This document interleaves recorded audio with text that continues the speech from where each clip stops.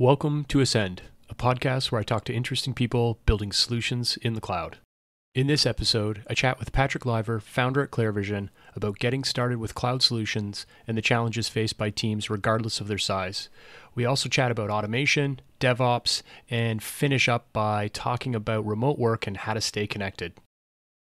Really, one of the big things that I always talk to folks about, and I'm always interested in learning about, is kind of the early challenges that you and the folks on your team kind of had when you decided to move from, let's call it a traditional type environment, to a cloud-based solution, regardless really of the provider for that. I always like to see kind of what you ran into, hurdles and stuff.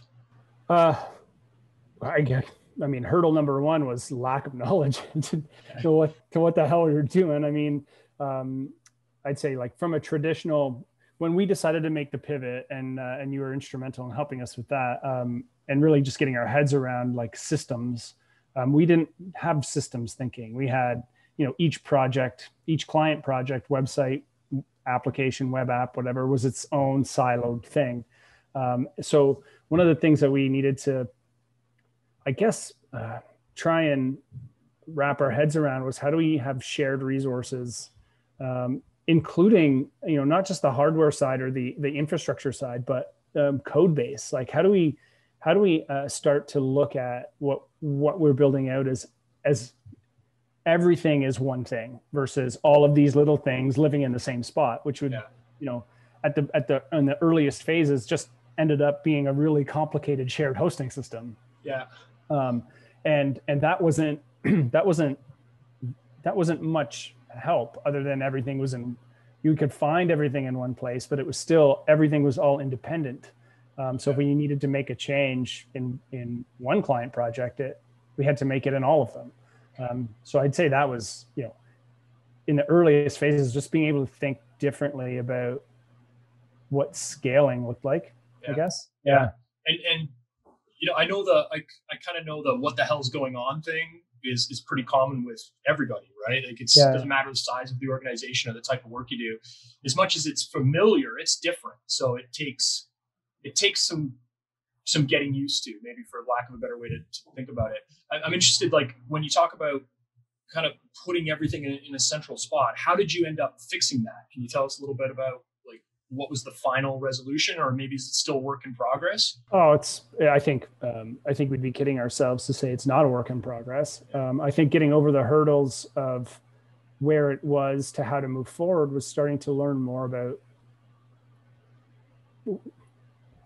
Let's back up for a second. Like, I'm stepping ahead. Like, nobody on our team is like an infrastructure specialist. Okay. So, being able to deploy DevOps and understand what we're doing, we went from what we knew and not knowing what we didn't know. It's a huge thing with all of it. And as any cloud provider keeps rolling out new tools and better tools, they're not necessarily rolling those out in an ease of use perspective. Yeah. They're rolling it out because using it will make everything better, but it might not be an easy thing to just turn on. It requires systematic thinking to kind of plug new elements in. And we didn't have that because we didn't know what it took to get an environment up and running. We went from, our evolution was shared hosting, VPS systems, which were very much Linux based, and all in one. So spinning up a droplet and,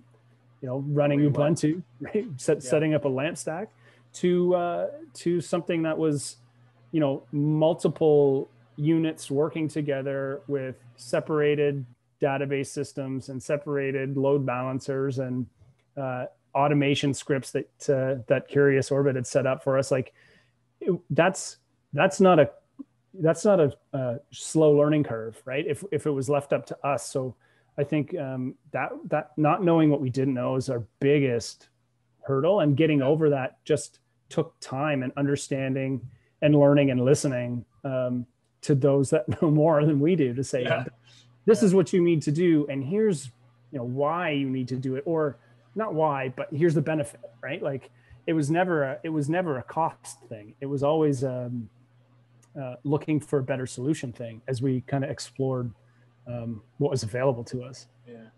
So you mentioned DevOps, and DevOps is kind of one of those terms that I often say, if you ask 10 people what they think DevOps means, you'll often get like 12 different answers, right? So in my mind, DevOps is, I know it's a lot more than this, but we tend to think about it pretty much in the automation space. Like, how do I take something that I'm going to have to sit down and do myself, clicking through the console, running scripts, whatever it be, and just removing myself from that equation, and having, in a perfect world, having that automation be invoked through some sort of event or something like that, like event driven. And I'm saying that because I'm wondering, I often see, really successful organizations. It used to be people were very siloed, right? Like, you were an architect and all you did was architect. And then you were a delivery person. All you did was delivery person, right? You built things for people and you went on your way. And what we're seeing and what we try to do is we've really tried to break those walls down, where an architect is a deployment person, is a support person, vice versa. You kind of move between all of those buckets, for lack of a better word. And I think it's, in my opinion, it's really important because of just how fast everything changes. It's hard to keep up if you're not working in these environments on a pretty regular basis. So I'm saying that as a kind of a bit of a lead up to a question. Have you noticed in your organization, like, there's people that are doing a little bit of everything now, or like, are people still kind of siloed into things? I know you're a smaller team, so I suspect that you're probably doing a little bit of everything, but like, is that something that you've seen change or accelerate a little more now that you're using cloud-based solutions? I mean, we're always wearers of many hats. And we kind of pride ourselves on that. Like, I don't subscribe to the like jack of all trades, master of none mentality. I think diversification across lots of different skill sets is a way to differentiate our business completely. Because, if we wanted to be like super skilled in one area, and then that becomes something we don't do anymore, or clients don't need anymore, then it becomes, obsolete a lot quicker. Yeah. So I think being well-rounded allows us to sit in a solution provider seat. And that's really what we've kind of built our agency around, is how can we provide brand solutions, not just the graphic design component, or not just the web marketing component. It's, kind of trying to design branded experiences across any channel, and being experimental with all of that. So, from how you've defined DevOps, I see like there's a bit of an extension even behind the automation, and that's, we look at the way we built our teams as almost like a relay team, right? And you're going to pass that baton around to try and get around the track the most efficiently and fastest way possible, because that's at the end of the day, the analogy is that's how you win. You just do it as a really strong team, and each person on that team has the leg to run, but there's that really important handover, right? Where the baton has to be passed from one person to the other, and it doesn't matter how fast or strong one person is, if that handoff doesn't happen flawlessly, you really run into a ton of problems. So for us, like, DevOps isn't, okay, we're done here, now you go, or make sure the automated things are there, but it's listening to what the development team needs, and what the project management team needs, and the client needs, and how do we best plug in the infrastructure and keep it operating in everybody's kind of mind share. So what the client needs out of it is way different than what the development team needs out of it. We need, as from a dev side, we need a really good way to flow what we're building into the system, and the client needs on their end, they don't care the project gets to live. They just want it to be live and always on, and make sure that it's logging appropriately, and that it's disaster recovery is taken care of, and they just need to know that that's there. So there's like different needs, and the baton gets passed on both sides smoothly, and DevOps is kind of in that middle. And to both parties, if it's autonomous or a person or a mix of both, it doesn't really matter. It matters to the I guess it matters to budget, right? If you can automate 10 tasks and have one person overseeing all of that, it's a lot easier than having 10 people do one task each and having to oversee 10 people. So there's the logistical side. But at the end of the day, it's really just for us, it's making sure that the baton can be passed smoothly and what needs to be done is being done. Yeah. So I like the baton analogy. So let's talk about that. Passing the baton is always hard. Doesn't matter if it's like in a pre-COVID physical space where everybody's working in a common area, or now that we're all remote. It'd be interesting to kind of get your perspective on that baton passing process where we are now for the foreseeable future in a remote work environment. Like, are you finding that baton passing more challenging now? Is it the same, but you're just using different ways to make sure those batons are getting passed effectively? Can you tell us a little bit about that? I think we've been forced into this system adaptation. Like, we've kicked around the different project management tools and different CRMs and different processes, but they could always up until March 2020 rely on getting together and getting it done. Like, we could always brute force it. At least with their small team. Bigger organizations that already have big remote work policies have systems in place. What it's done to us is it's forced us to proceduralize more things, to put some thinking into what a smooth transition looks like from one department or one project aspect to the next. Mm-hmm. And that, I think, is an important takeaway for any organization that has to work with, especially working with external teams. So, their contracted teams or their partner organizations or what they might be, you need to have some sort of process to take the work and give it over so that you're not stuck in the weeds going back and forth forever. Because we're seeing it, right? It's way too easy to spin up a Zoom call and take a half an hour to talk about something that could have been, a checkbox in a task management tool. Yeah. Right. Just get it done. Right. Yeah. And then even making sure some automation is built around that. So if if I'm doing a new code commit, why do I need to go into, a task manager and mark it as complete when automation could do that for me? So, I think there's an opportunity in system design to make sure that steps and communications are taken care of so that that baton can be passed smoothly. And there's an auditable history of that pass, so that if it didn't go smoothly, you have the ability to go back, look at the steps that were taken and say, what do we need to change to make it better? And the next time this happens. Yeah. Yeah. And then you can program that change and then test it versus remember that you wanted to make a change and then manually do it. You can build it into your system design. Yeah, that's a big reason that we spend so much time thinking and working in automation, because I often joke, like, I'll write something for a customer and 2 days later I'll go back and I'll look at it, and I only half joke with folks in the team that I'll say, no, I didn't write this, you wrote this, because I don't have any recollection of that. I think to wherever possible, at least for us, what we try to do is, I forget things. I'm easily distracted. We've got tools that are, making noise in the background all the time. Somebody wants your attention. And the automation thing is just a way that if I can remove myself from those kind of repetitive, easily repeatable tasks, whether it's connecting one system to the other or setting something up, I think that's, for us, one of the reasons that we're always thinking about it, because we have to be agile because we're small, right? And it seems like you're kind of describing that same scenario for you and your team. Yeah.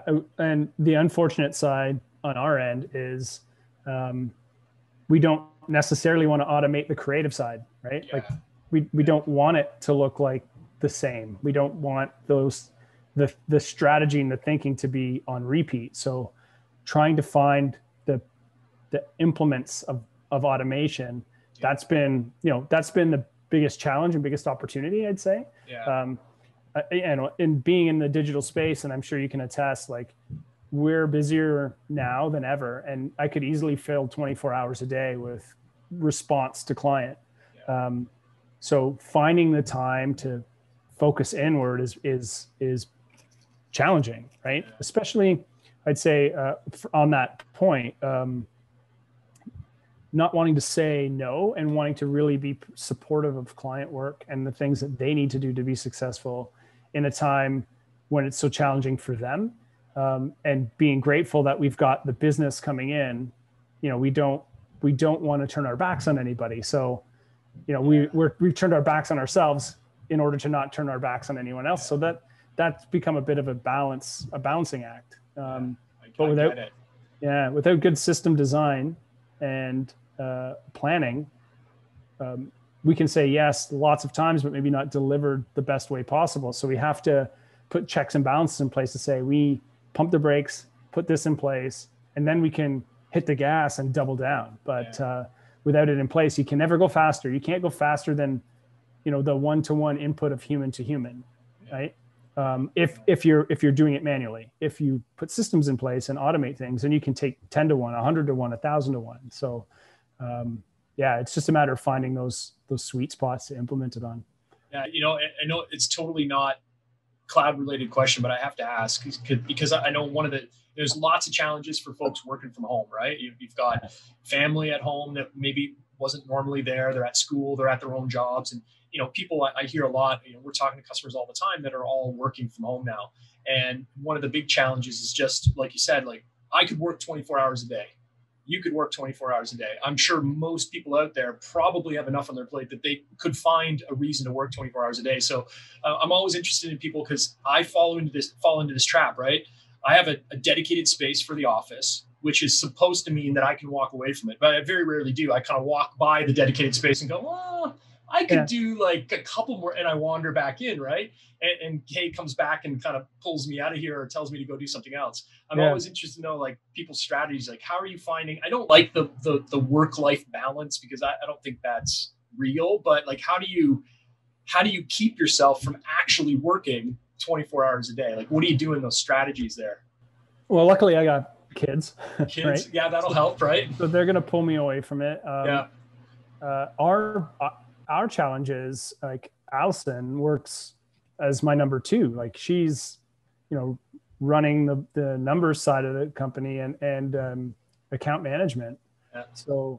So it becomes, it's a challenge on both of us to turn it off. But what we do find is like the work-life balance it blends, right? Yeah. Like, because we both have the same goals, not just with the organization, but with our family life and with our own personal life, that we can just look at each other and be like, yeah, it's time to close the laptop. Yeah. We've committed to each other to, make sure that we're active, doing something active every day, not just a walk, but like physically getting the heart rate up. Yeah. And then committing that to friends as well outside to say, follow me on my Apple Watch. We're going to hold each other accountable to, our move goals or whatever that might be. It's not a huge break, but it's a break. And what's good about the physical activity break is it changes your mental state. So it allows you to say, okay, like I did an hour workout. I'm not ready to go back to work yet because I'm sweaty, I'm gross, I'm tired. Yeah. I want to shower. Have a shower. Yeah. I want to go grab a hot tub. I need something to eat. So an hour workout turns into like a 3-hour pause. Break. Yeah. Yeah. And if we don't, and I mean, normally if I was going to the office 9 to 5, I would, do that in the morning or do that at night. Yeah. But working from home, we could just after this call, go and do a workout, and then it breaks up the day. So that's one way of doing it. Yeah. The other is, I've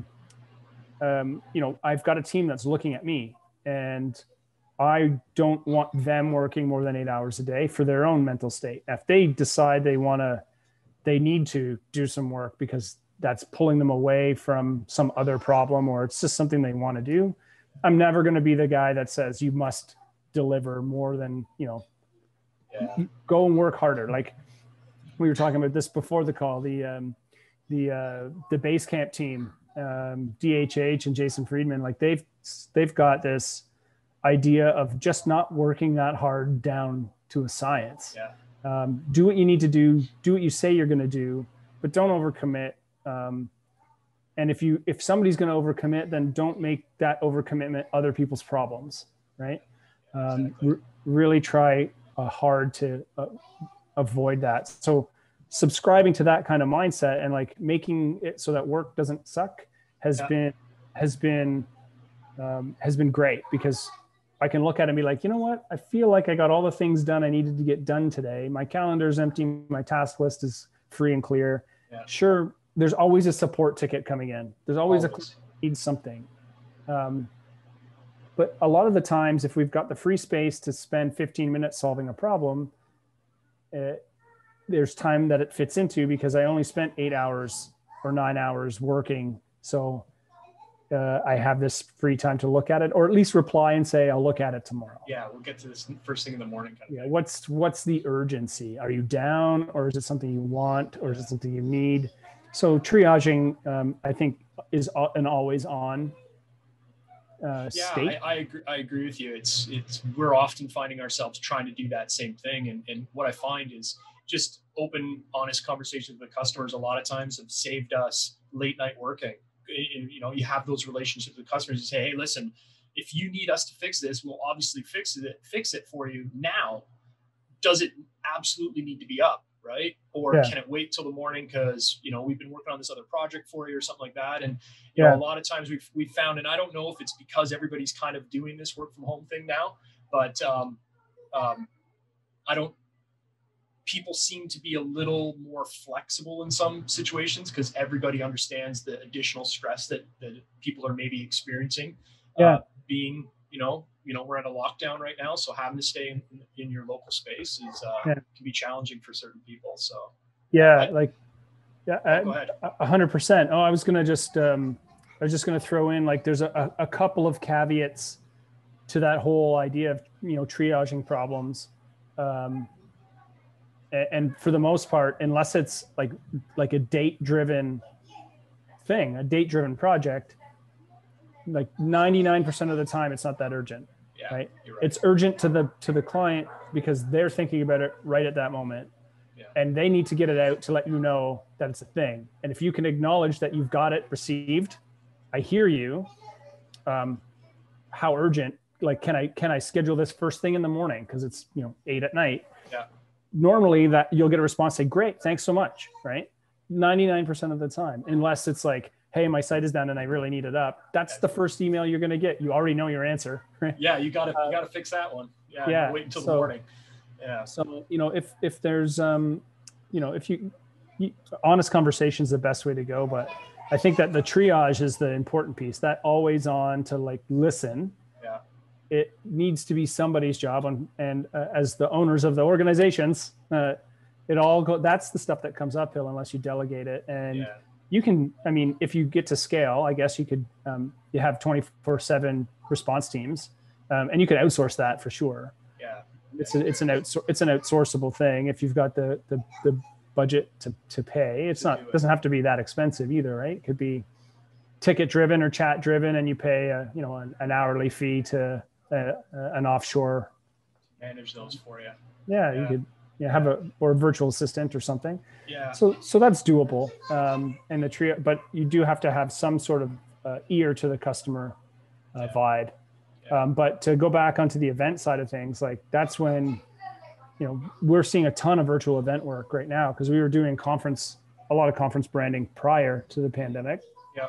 So we had this choice of do we stick with conference branding, but learn the virtual space, like inside out, running webinars, running online networking, lots of plenary video, lots of pre-records, lots of live streaming, and learning that inside out. Yeah. Like, our office is now like a mini live stream studio. Not even mini. I know, I've seen it on LinkedIn a couple times. I see it's setup. It's actually a large live stream studio, because a mini one I'd say would be like a gamer studio, right? Yeah. We've got 10 TVs on different stands. We've got hardware that's converting this to that. We've got audio boards. We've got video switchers. We've got cameras. We've got lights. Like, we've got fiber optic internet to the building next to redundant power supply. Like, we're pivoting into like this broadcast mindset. Yeah. But that most often those events have a go live date and time, and you got to be ready. Be off. You can't be off. So, so that's when urgency is always there. If you've got an event upcoming, especially as it gets closer and closer. But outside of that, there's nothing so urgent that you need to work 24/7. Yeah. So I want to come back because I have it in my cheat sheets here as I was getting ready to talk to you today about the virtual conferences and stuff, because I know you've really kind of pivoted to that. You and I have talked about it a couple times, and I'm a bit of a gadget freak. So when you post those pictures on LinkedIn, I'm always interested in learning about the gear. So we're going to come back to that, but I want to make a comment on something interesting that I thought you said there. You talked about, the importance of actually doing something other than a walk, let's say, right? Just to get away from the office and stuff like that. And you made a comment about, friends and family, maybe, challenging each other with your Apple fitness programs and things. I'm trying to set up a time to chat with another customer of ours, and we were going to do it this afternoon. He's like, "Oh, I can't do it this afternoon." And I'm like, "Yeah, okay, let me know what works." And he's like, "I have a standing, I think it's called Zwift."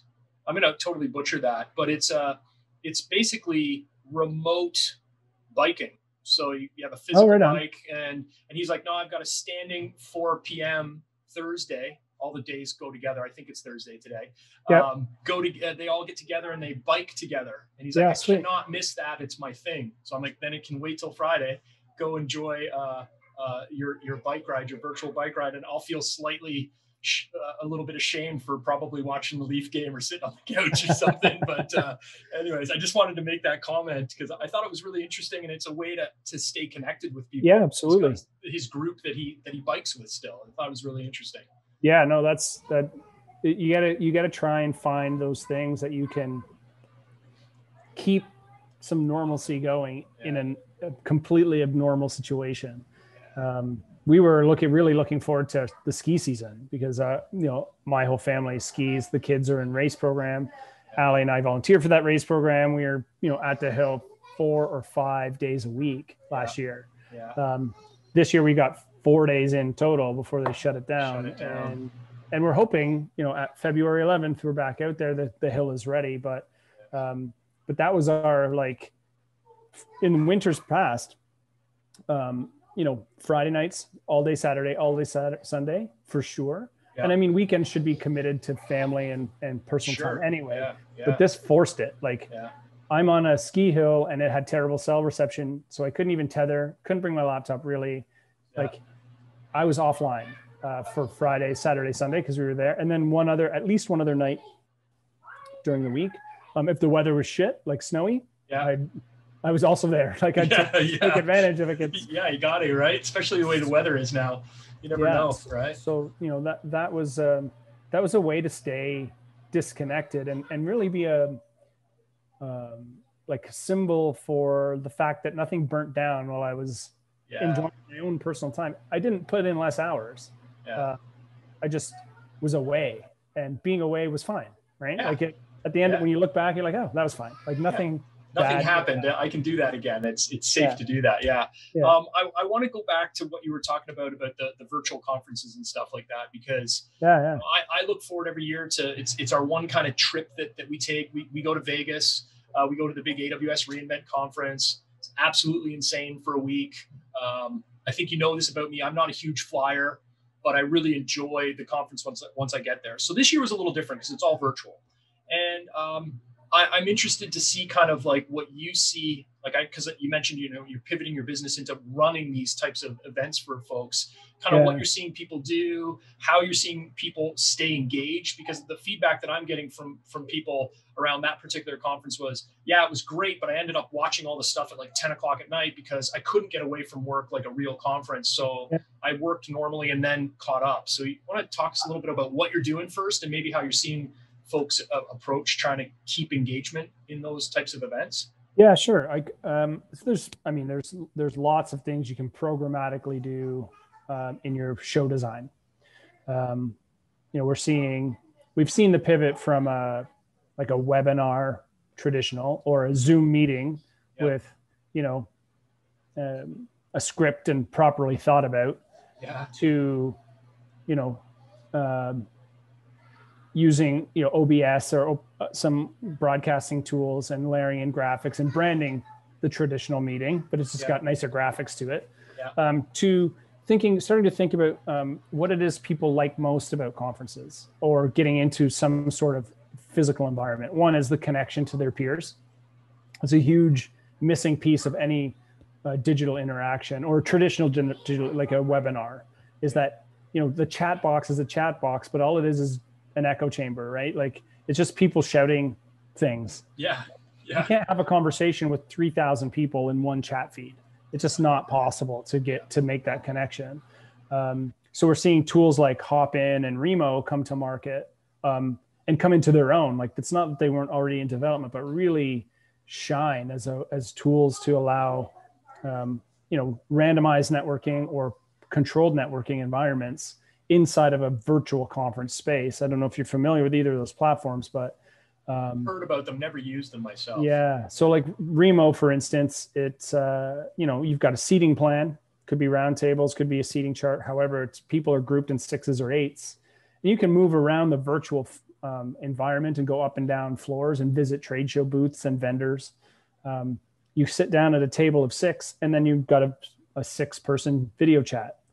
And then you leave the table and you can go to another one, and the same sort of things happen. And with good hosting, you're encouraged to mingle and network. And you can take control of everybody's screen when you're ready to broadcast your content. So you have this webinar environment, but instead of sitting in this, isolated chat box, the people on hold can interact with each other. And I think that's a really a critical piece that's missing in most virtual conference things. Yeah. Breaking up the content obviously helps, right? So it's not just session after session, but throw to live music, bring in comedy. But then what else can you do for people in the physical environment? In a lockdown state, it's more of a challenge. It's a lot more of a challenge, right? And, but we've seen things like Uber Eats promo cards in advance. So, okay. You normally would get your lunch with your conference ticket. So you still get your lunch with your conference ticket, right? You've got get your Uber Eats card or whatever, but you have to live within an area that can deliver. Otherwise it's valueless. Now, hopefully with the registration process, somebody's looking at that, right? And not just blanket sending things out, but there's that opportunity. Still making sure people get the swag that they would normally get. Like that's a big thing too. Yeah. I've seen some groups where the conferences have had to go virtual from a broader perspective, get together in smaller groups, renting an Airbnb or a smaller space and broadcasting it themselves on a bigger screen. So they have their micro conferences. It might not be it's not going to be as good from the networking perspective, but it dedicates that time in their calendar to doing something with somebody else. It goes back to what we were saying about working out and being accountable. Yeah. If you're accountable to somebody else to do something in real time, it saves you doing it at 10 o'clock at night. So then you're still in blocked conference mode. Work can't interrupt because I've committed to this. So it's about finding that commitment, and really good virtual conference organizer will figure out how to make that commitment happen. So I've seen a lot do it where they take their content, pre-produce it, but still run it as a webinar, and it's live only. So if you don't go from 10 till 2 today, it's not being rebroadcast. This is the time to consume it. Or the rebroadcast is going to be coming in, Instagram live stories 2 weeks from now as snippets, like recaps. So you consume it now or you don't, but there is no rewatch at 10 o'clock. So trying to create that sense of urgency, I think, is still a requirement. As much as being able to go on demand is so nice. If the conference is about work, on demand isn't that nice. No. Right? Because on demand means either it never gets watched because there's never the demand because I'm too busy, or it leaks into personal time. So although, the on demand of, if there's a conference you really wanted to attend because that's your passion and your hobby, beekeeping, right? Yeah, there you go. Yeah. So if there's a conference that you really wanted to go to but couldn't, on demand would be amazing. Yeah. Right? So just trying to find, maybe that's a question at registration. Is this for work or for pleasure? Right? Yeah. What's your reason for attending? And then, it's for work. It costs more and you have to do it live. Yeah, maybe. Right? Yeah. It's for pleasure. Yeah. $8, consume as much as you want. Yeah. I personally like the on-demand stuff because with work, I might get pulled into something And then, with the reInvent conference in particular, I found myself watching content at 10 o'clock at night, 11 o'clock at night, just on a smaller screen somewhere outside of the office space, like I talked about before, but still just getting an opportunity to go back and watch some of that content. So I like that flexibility, but to your point, you then end up sort of cutting into your personal time that I think is increasingly important as everybody gets locked down, to not think about work for a while, right? So it's fun, as always, finding that right balance. I think just to like recap quickly on like virtual event stuff, it's not ignoring the user experience that you would have put into a live one, right? Just because it's virtual doesn't mean it's any less important to think about those things. It's not a cheaper budget. And that's where a lot of like organizations like, it's going to be virtual, so let's cut the budget. They should be trying to figure out how to continue to spend so that when they do get back in person, you're not used to a smaller budget. But if that means spending it on a speaker's bureau to get really good keynotes for your draw, or spending it on a musician to have really good intermissions, spending it on food, spending it on swag, spending it on that user experience to make sure the entire thing is done really, really well. The production value is up here.